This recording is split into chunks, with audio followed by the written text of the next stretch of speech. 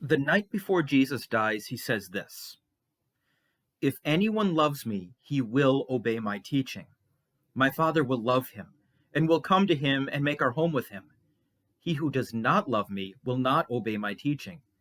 These words you hear are not my own. They belong to the Father who sent me."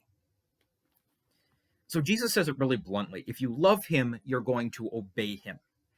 Now, there's two problems with that.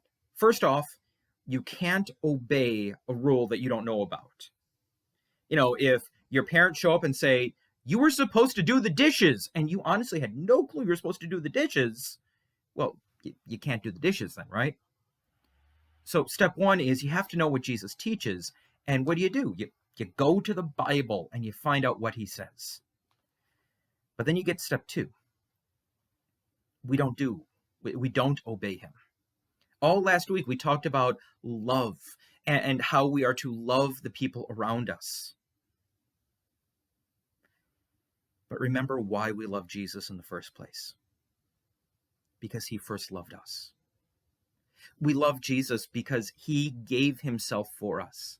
We love Jesus because the Holy Spirit has actually created faith in our hearts that trusts Jesus and says, yes, this is good. When you love a parent, you're more likely to obey them. And when you obey them because you love them. It's the same thing with Jesus. As you get to know him better, you will love him more. And yeah, you'll obey him more too.